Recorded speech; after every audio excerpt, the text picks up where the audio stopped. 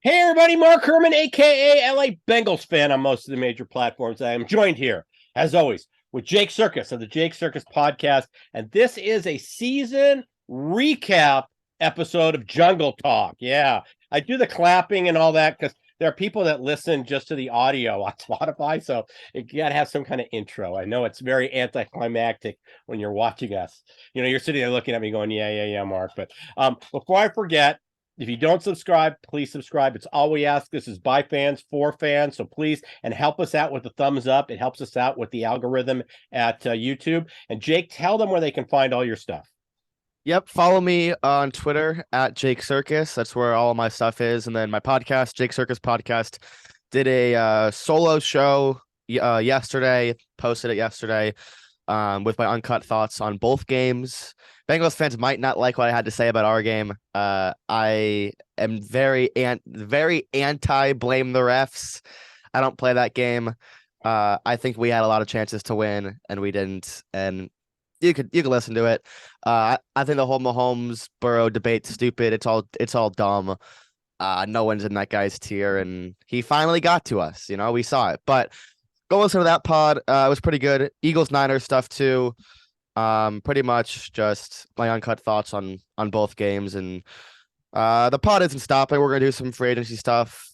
I have some good stuff planned for divisions and teams when free agency starts, when the draft starts. So pretty much off-season stuff, and then we'll switch into baseball and March Madness, and then it'll be the end of summer before we know it, and we'll be right back talking about football. That's it. So yeah, I just closing thoughts from me, and then you can add on this was I tried on our recap video it was hard to not talk about the refs right after the game. I mean, you had the intentional groundings that shouldn't have been intentional groundings, the block in the back on the punt return, they shouldn't have had it at midfield. But I 100%, and I said this in the video, even though the Chiefs fan seemed pretty upset on the comments, but I said, with all that said, we still had the ball with 2 minutes left and 2 timeouts and didn't move it. So we did have our chance to win the game. And that's why I've kind of, come to terms with it, in that we had the chance to still spoil the show and didn't come through. But it was a frustrating game.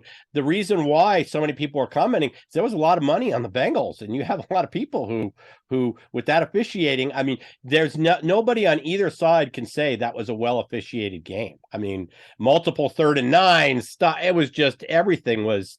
That was a horrible crew. That's a horrible. Whoever it is, they should not be officiating playoff games. That crew.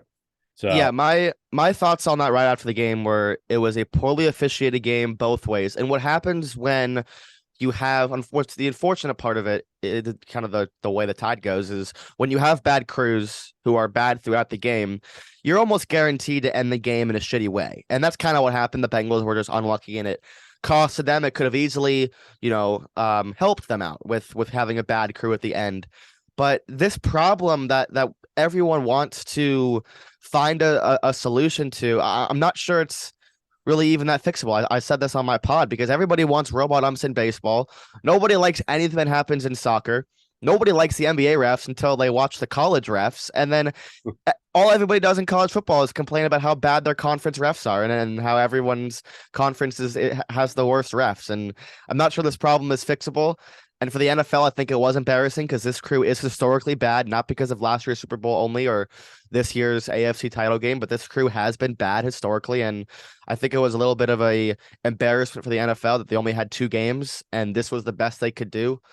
Because everybody knows that this crowd or this crew is really bad, and they have the most flag happy crew on the Super Bowl next week. So I can only imagine how that's gonna go. Yeah, well, we'll see how it goes. But yeah, and the other thing was, there were comments about how much better Mahomes was. There was somebody who actually commented, and you can go back to my recap video, who was saying that Mahomes is like Tiger Woods and everybody else. And he's one of the few Chiefs fans I responded to, and I said, I don't think that's accurate, because if he was Tiger Woods, he wouldn't have lost the last three.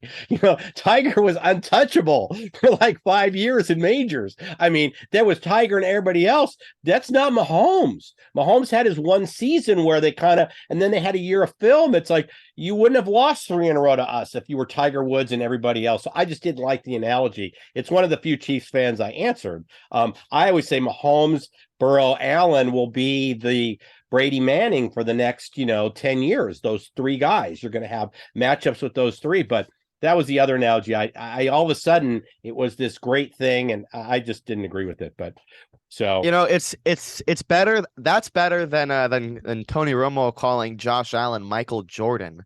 yes, So no, I'll take Mahomes and Woods, because at least those two guys are the best in their sports. And there's, I think what he meant by that is that there is a sizable gap between Mahomes, Woods, and whoever is number two, whether it's Allen, whether it's Burrow, whether it's Herbert, who cares? No, it doesn't really matter. But yeah, like, I get it, but Tiger Woods won.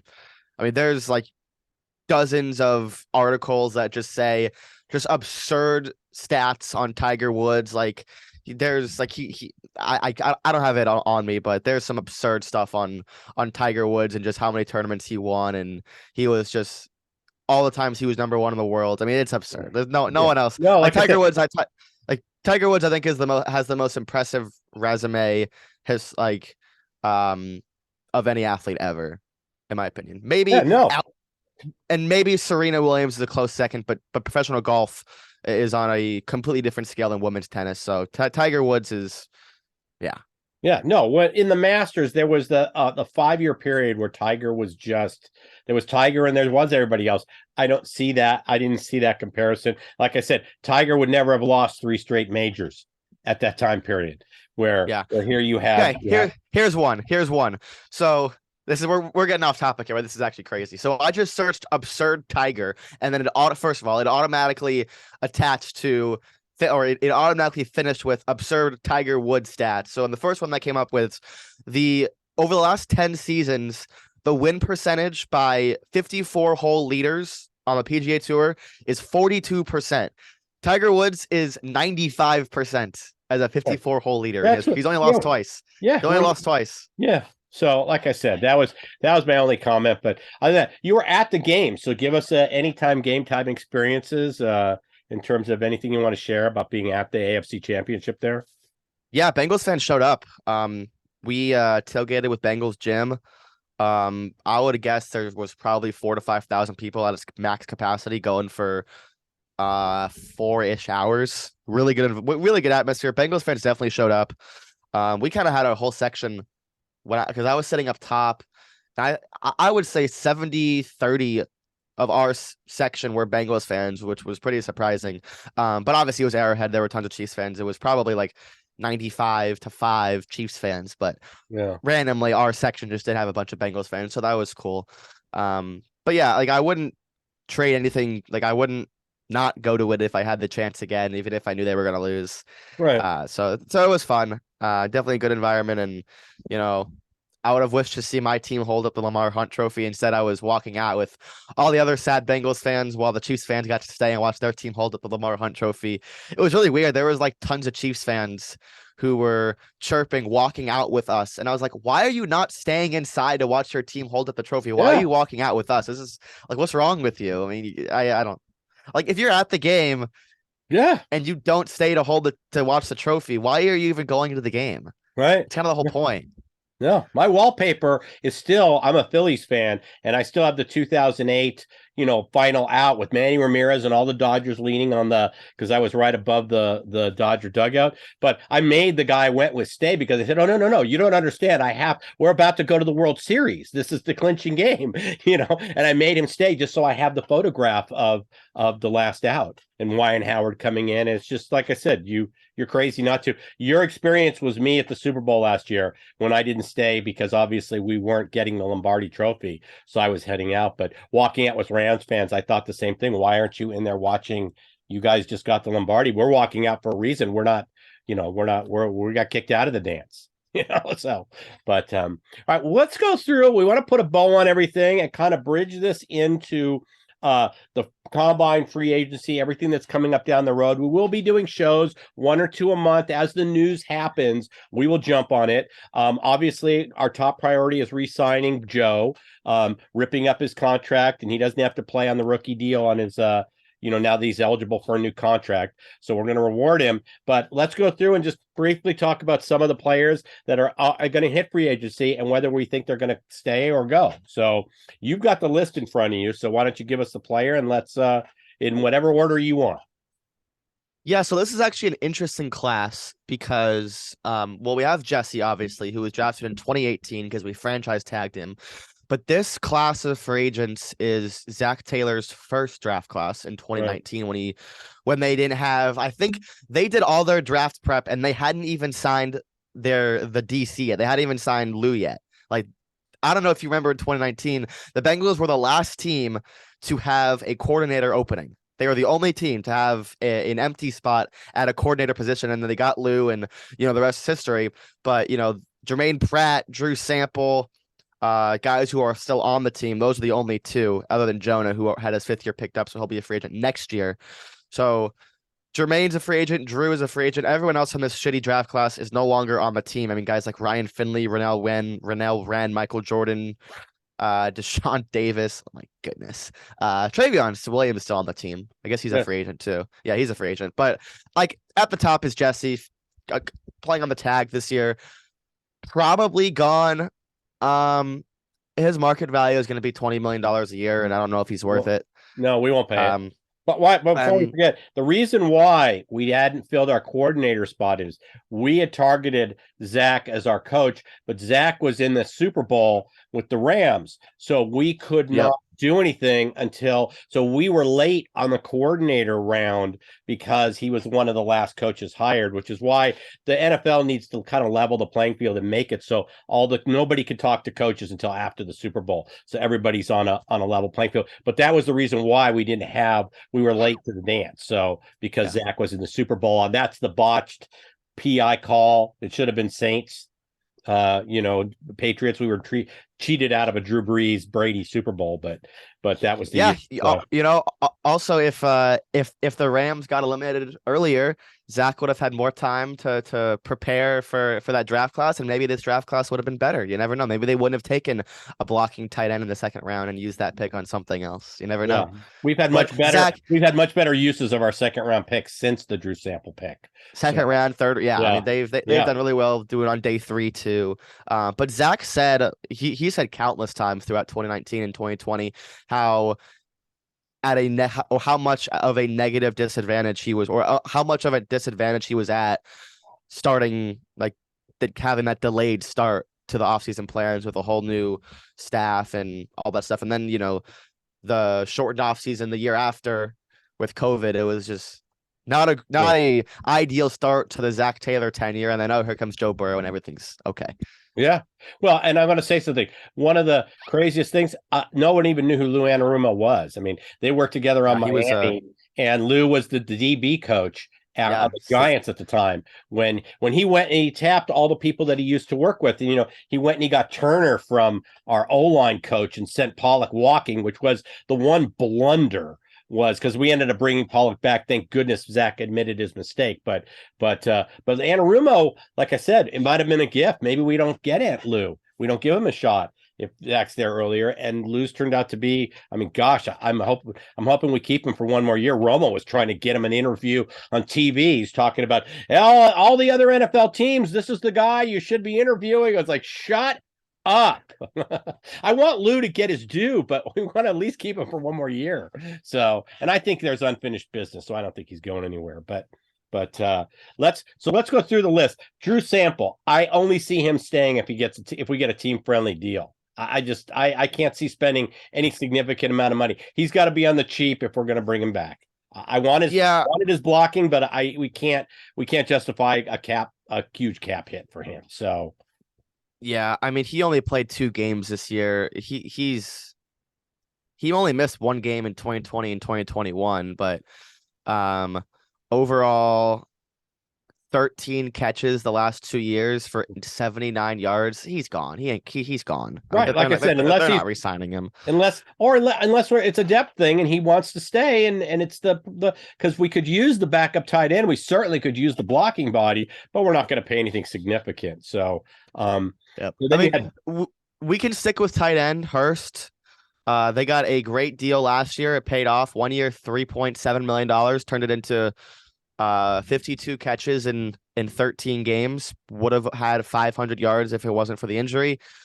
Not a number one tight end, but someone who's a great locker room guy that I would have no problem with them bringing back. Look, they're gonna draft a tight end. Like, they don't have a choice. They have to get younger at that position, and they have a chance to get a tight end that can really affect the spacing of the offense and spread it out more. right. A guy like Darnell Washington, who probably isn't a 3-down tight end because he's so big, but someone who can run an open space and just blocks like a fucking maniac. And Hurst doesn't really do that, but I thought Hurst had a good year this year. I like Hurst on a team-friendly deal. We can't break the bank with him. I think he enjoyed being on this team. I think he wants to stay, but clearly, we're not gonna break the bank for him. And there are three, in my opinion, first-round quality tight ends in this draft, and we can have one of them. And I'm thinking primarily of obviously the kid from Notre Dame. We've got the kid from Utah. So I kind of at the back end of the round, we could pick up the kid from Utah. Like I said, but I do see us addressing that position. Hurst wants to stay. Like I said, it's got to be a friendly number, but I would like to keep him. His energy, multiple times, multiple players and coaches noted the energy he brought to the locker room and the field. And he's already gotten his big payday from Atlanta. So this is his third contract if he does something multi-year. So I see him, now you start thinking about where do I want to play, not getting paid. You're going to get paid, but not trying to break the bank on it. So let's see how Hurst plays out. For the right number, I'd love to have him back, Yeah. And then let's knock off Jesse Bates off the list right now. Our record on signing guys that we tagged it in the franchise tag on is horrible. So the only way he could have gotten any kind of long-term deal is if we could have worked that guaranteed money from this franchise tag year into a multi-year deal. We weren't able to do it. We're not going to pay what the market's going to pay Jesse Bates. And we get a Awuzie back, and Cam Taylor-Britt stepped up, and maybe Dax Hill takes a second-year jump this year. We can address. Oh, he will. Yeah, I just don't see us paying Bates, especially this year where we have Pratt and Burrow to deal with. I don't see us paying Bates. I see him moving on. Like I said, historically, we don't do well with guys we've tagged. That typically is their last year. So yeah, I know. So we got a little spoiled with Jesse Bates because he was thrown into the fire as a rookie because they shockingly cut George Iocca. But right before camp, and then Bates came in and was really, really good as a rookie, and then had a down 2019 year, and then really broke out in 2020. Was PFF's number one rated safety. With Dax Hill, the timeline's a little bit different, but he's of the same caliber, probably better of a prospect than Jesse Bates was for a very similar role. Very, very diverse player, can play a lot of different in a lot of different spots. He's gonna break out. He's gonna be fine. He's the guy. He's the guy. But that brings us to Von Bell, and Von Bell is certainly a guy that they certainly are going to look to bringing back. It's just a matter of price. And I tweeted this last week about some potential numbers for Von Bell. Let me see if I can find. So he's 28, I think it was. There we go. Let me find it. You can talk while I find this. Okay. No. I see Von Bell as an integral part. We want him back.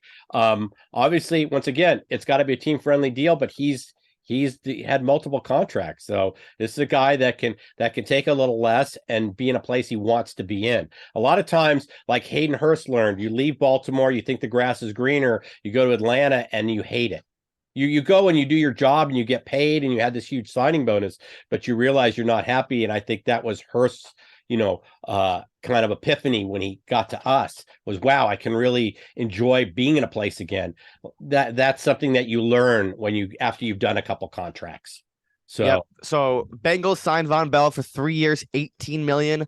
In 2020, he was one of the last guys to sign that was like a starter in the 2020 offseason.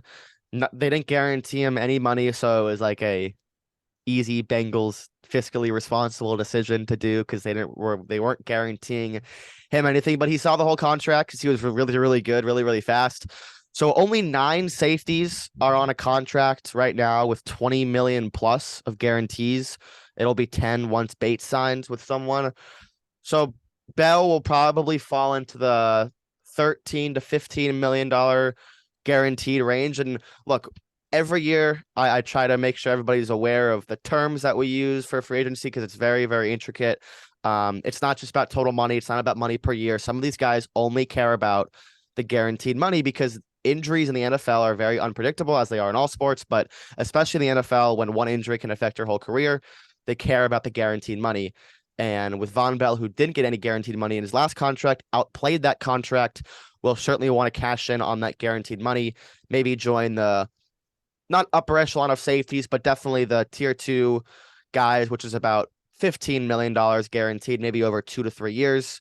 So I would say Von Bell, 2 to 3 years at 28 years old, probably not getting it more than 3 years, no, but 3 years, 9 million per year with around $15 million guaranteed is certainly something that he'll get from someone. And there's no reason why it shouldn't be the Bengals because they have the right. 4th most cap space. And Agreed. a Burrow extension that we'll talk about it. A Yeah. Burrow extension will not affect the 2023 cap at all. Really, it might add like $3 to $4 million because of whatever the signing bonus is going to be, but it is not going to be an extra $15 million on 2023's cap. It will not hit big time until 2025. I guarantee you. Right. So I want people to understand that the reason why the guarantee is hard for the Bengals, it's not, people always say like we were a cheap organization. It's not that. We don't have Kroenke money. When you guarantee money, that money needs to be set aside in an escrow account. So like when the Browns guaranteed the $220 or $30 million to Deshaun Watson, there's $220 or $30 million sitting in an escrow account, not in your possession. The Brown family doesn't have $250 million here and $250 million there to stick in escrow accounts. So they have to get a little more creative. They typically will have a player play out his whole contract. They don't play games with the contracts. Like the Steelers typically will backload it and cut a player the last year or two. They did it to Joey Porter. They've done it to tons of players. Farrier, so that's why the total amount of the contract doesn't mean anything if you're going to chop off the last 2 years and not do anything with it. So, but that's where the guarantee comes in as problems for the Bengals. And that's why they need to get a little more creative, but they pay dollars. They pay. Carson Palmer was the highest paid quarterback for a while. Although he complained, the reason he could hold out was he had $100 million in the bank. So, yes, a term that you'll hear a lot of people on Twitter and on TV say around this time of year is cash. And that's the amount of money that either goes to a player instantly, which is a signing bonus. He gets that money instantly, and then it's prorated on the cap. He doesn't, it's not all $30 million signing bonus. You get all of that once you sign the contract, but for the cap, it's prorated over the course of the life of the contract. And then also cash is, like you said, the guaranteed money that is set aside in an escrow account that'll get to him, over the course of the contract. But they have to set it aside before the contract is, or once the contract is signed. So, but Rappaport said business is booming in Cincinnati. He expects potentially some things to change and breaking some long-term trends.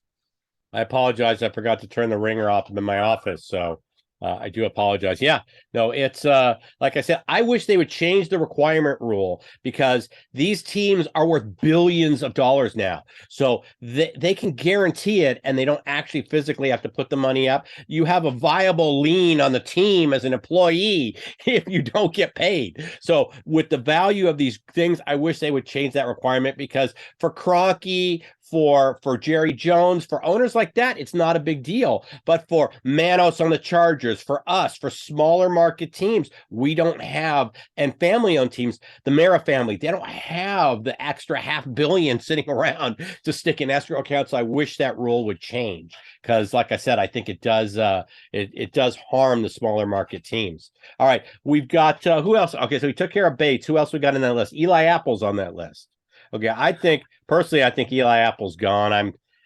His trash talk kind of wore thin on me. He was very serviceable. We got the best of Eli Apple than any of the teams he's had before. The Giants let him go. He was a first round pick for them, and then he got picked up on waivers by New Orleans, and they didn't offer him a contract. So we definitely got the best couple years of Eli Apple's career, but I don't see us re-signing Eli Apple. And like I said, the trash talking thing, I don't like feeding teams with motivational tools, and that's all you do when he opens his mouth. So I don't know. I think that wore thin. I mean, for the right number, we bring him back for depth, but I don't think Apple's coming back. Do you think we re-sign Apple? Maybe like I think when you put it this way, that the fact that we probably got the best out of Eli Apple, it makes me lean no to not re-signing him. And you're right, we got 2,300 snaps out of him over 2 years, which led the team on defense. He played the most amount of snaps out of any defensive player in the league last year, outside of Jalen Ramsey. This year, he played 100 less snaps than last year, in one less game, so about the same in terms of snaps per game. Didn't miss a game. So yeah, he in terms of production, maybe not, but he was very serviceable. He was on the field. He was very reliable. But I don't know if they're going to be okay with giving him a raise with, the trash talk. And I don't know if they really care about that. But in terms of, we got Awuzie coming back, Cam Taylor-Britt looks like he's certainly a long-term starter. Yes. But they are very thin going down the line at that position. That's certainly one of my top positions of need in the draft and free agency. We go back to 2021 where William Jackson was gone and Mackenzie Alexander was gone, and they needed to reshape the corner room, and they completely shaped up their philosophy. They went from a lot of cover 3 to getting guys who can play more man-to-man, like Chidobe Awuzie and Mike Hilton. And look at that. The Bengals had some of the best slot production in the league. And with Mike Hilton, who, by the way, played horribly on Sunday, but that's okay. You can have a bad game. It's okay. And then Awuzie is coming back, which is awesome. I have my doubts about him coming off a torn ACL, but we'll see. But if I'm they excited. need, if he recovers, yeah. with Cam Taylor-Britt and Awuzie, we have 2 shutdown corners. So I'm really excited to see. We didn't get to see them on the field together this year. So yeah, so that's kind of where I'm looking. They don't need to completely reshape it, but Mike Hilton, his deal is expiring next year. Chidobe Awuzie's deal is expiring next year. Eli Apple's a free agent this year, so they're going to have to look at that, position group and see. All right, we're going to draft a guy for sure, like we did last year with Cam, and probably at least sign another guy. And if that includes re-signing Eli Apple, I would have no problem with that. Well, I have no problem bringing him back, but it's got to be the right number. It just has to be the right number. We're not going to – teams are going to look at the stats you just said, and they're going to overpay for him. He's going to be you look at or that kind of thing. He's going to be that kind of player in free agency where a team kind of steps up and it's like, well, he wasn't worth that. I mean, Christian Kirk was fine and he did a good job this year, but he got a ridiculous contract that I just thought was way more than he deserved.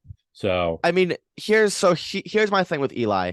He's gonna look at, or teams are gonna look at it and say, yeah, you played 2,300 snaps. You were around a league average corner in numbers. You had 9 pass breakups each of the last 2 seasons. You gave up 11 touchdowns. Your passer rating allowed in coverage was exactly 100 both years. So that's consistent. That's reliability. You are a corner number 3 that if someone gets hurt, we know you can step up. You're not worth double-digit $1 million. You're not worth multiple years. You need to continue to sign prove-it deals because you are a league average corner. And the moment somebody thinks of him more than that, he's gone. Yeah. So because we know what the Bengals think of him. We know that the Bengals know he's reliable, but the Bengals have talent in that room that's better than Eli Apple. And they have ways, to upgrade from Eli Apple. But if Eli Apple, if his market is not what he wants it to be, then I think he'll come back. Yeah, well, I can certainly see that. That's what we typically will do. Also, people get angry when, we'll jump and we get the couple free agents that we targeted, Reeder, Hendrickson, that in free agency, but then we kind of sit back and wait till guys come back down to earth. And you'll see late signings, and the Bengals get value on their free agents. So Eli Apple might be one of those, okay, do you want to hold out for this or do you want to come back for that? And I have no problem bringing him back at the right number. So keep an eye for one of those big splash signings. I know they didn't really have one last year because they were focusing on the offensive line, but they got DJ Reader for big boy money. They got Trey Hendrickson for big boy money. Look out for like a Javon Hargrave. I could certainly see them doing that. They, like I've said countless times on this show, the need for a true 3 technique guy, a pass rusher from the inside.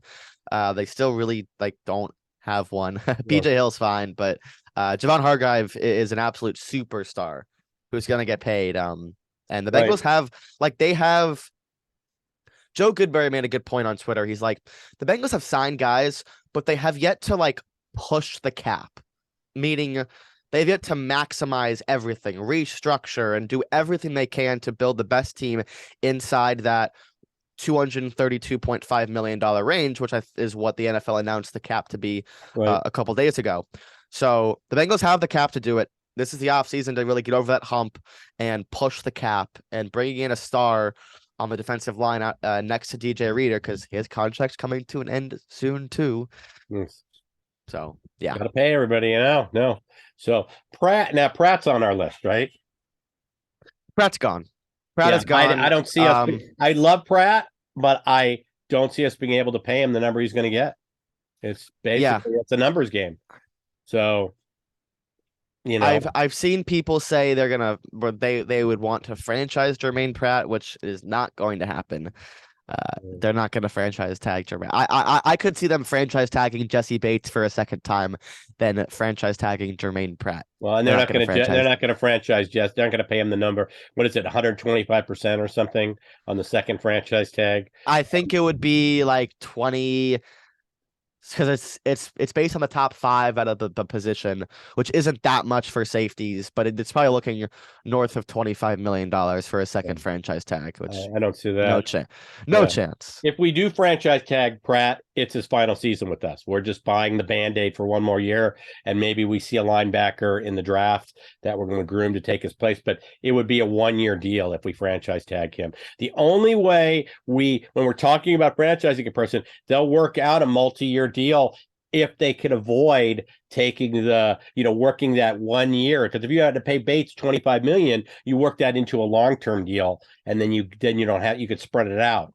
But I just don't see us doing that. He's going to get a lot of money out there, and we're not going to be willing to pay it. So actually, now that I'm looking at it, the tag last year for safeties was 12, so it actually might be under 20 if we were to tag him again. I would think it's over 20 because, like you said, it is 125%. The median of the top 5 safeties is about 17.5 with Jamal Adams. It's going to be over 20. It's going to be over 20. It's going to be over 20, which I think is what he wants per year, which nobody has. I mean, not even Derwin James got that, and he's the best. I mean, Derwin James' cap hits over the life of his new contract is 19, 23, and 24. So can certainly see Jesse getting over 20 per year in terms of cap hits. But yeah, we'll see. Yeah, we'll see. All right. Well, and Burrow's getting a new deal. It's that simple. We're going to do what Casey did with Mahomes. He's not going to play under the rookie contract for next season. We're going to figure out a way. Like I said, he's going to get paid. The big part's the guarantee because we can't. So hopefully he's realistic. And I think, and I'm just speculating here, I don't have any inside information. I didn't talk to Joe last week or anything, but I think he's got more of the Brady mindset where he was going to set up to where he wants to make sure Chase gets paid next year. So he's going to do a contract that's going to leave the Bengals enough money to take care of Chase, possibly take care of T. Higgins. He understands, But like I said, Brady has always never been pushing the envelope on the contract, but he expects to have Welker all the time. He expects to have Edelman. He expects to have his safety blankets. Gronk gets paid. He expects those guys to be there if he's going to take less money. I think Burrow's along that mindset. I mean, obviously he's going to get more than $40 million a year. So we're talking about stupid money at this point. So, Yeah. we'll see what happens, but I think Burrow gets taken care of, and I think the Bengals are just going to have to get creative on how they do the guarantee. I'll throw this out there, and I'm no cap expert and a contract expert. That's Katie Blackburn's arena, but with the value of these teams, you could say, listen, we'll give you 0.25% ownership interest at the end of your contract, that kind of thing, where you work out something like that. It's not a huge stake, but when you're talking about something that's worth $2 or $3 billion, it certainly can cover a couple $100 million of guarantee if you kind of put that at the back end. Like I said, they're going to need to get creative. They don't have $250 million to stick in an escrow account. So yeah. So what I like to look at with quarterbacks is not the total number, but the percent of the cap that they take up. So I have Josh Allen, Mahomes, and Kyler's contract next to me right now. So Kyler signed his contract this past offseason. Mahomes and Allen were the offseason before. Right. So Josh Allen's percentage of the cap taken up never hits over 18%. Mahomes is over that number just once in 2023 next year, where he gets $46 million. Well, that's the cap number he takes up. And then Kyler is at 20.3% in 2024. We don't have these numbers super long term because we don't know what the cap's going to be. So Allen's is 17.5% next year, 39 million, 16.3% the year after, 18.2%, 15.3%. Right. And these are only estimations after next year because we don't know what the cap's going to be. So if we can keep Burrow in that 16%-ish range, golden. But I doubt Burrow ever hits 20%. Right. And they can do that knowing the cap, make it base it on a percentage of the total cap as it goes up. So Burrow knows he's going to stay in that realm, but leave enough money. So like I said, I get the sense Burrow wants to stay. I get the sense he's more Brady-like than he is. I don't want to pick on any specific quarterbacks, but we know who they are that push the envelope on money. So my attitude is I think he wants to make sure that he and Chase continue to play together. And so I think that's going to be taken into account. There will be some type of assurances that, hey, Chase is getting paid next year because you took this deal type of thing. I think those conversations are going to happen. And I think that's smart. That's just, Brady didn't get to all those postseasons because he was a pig at the trough. He got there because he left money, and Edelman stayed the whole time. So the one time they didn't sign Welker, he was pissed. he was vocal about it. He's making $9 million less than the next, the upper tier quarterbacks. He's like, how do you not pay Welker? So they didn't make that mistake with Edelman. But like I said, it's one of those things. It's a mindset. And we're getting into stupid money here when you're talking about, think about it. You make Josh Allen, what do you 39 million? I mean, that's over 3 million a month, guys. I mean, 3 million a month. That's some serious scratch. So do you hold out for 3-2? I mean, what, where you got, like I said, you're getting into the realm where it's more about, I know I'm going to get paid. I want to play where I want to play. Right. So it'll be interesting. Anybody else on that list we need to hit? That's kind of I don't have it anymore, but that's kind of it. Right. Yeah. There's a bunch of other guys I'd like to keep that are on the cheap, but we'll go through that. So we're going to go ahead. The running backs, I mean, Perrine's a free agent. I think Mixon's last year is going to be this year in 2023, and then he's done after that. They're gonna need to draft a running back. I could certainly see them letting Perrine walk. That'd be a little disappointing, but if they're going to draft a new electric young running back, then I have no problem with it. Yeah, so. I've seen reports that predict that Mixon might be released on his last year because he saves like $10 million on the cap. But that's the Bengals typically don't cut. They let guys go to fruition on their contracts. So I don't know how that's going to play out. Well, the realistic out for Mixon is after next year. Right. That's when he gets 10 million in cap savings. If they were to cut him this year before June 1st, they save 7 million and there'd be 5.5 million in dead money. So not Okay. really worth I think we it. keep him. Yeah. No, Yeah. I think we And he keep him. doesn't really have much trade value either. So No.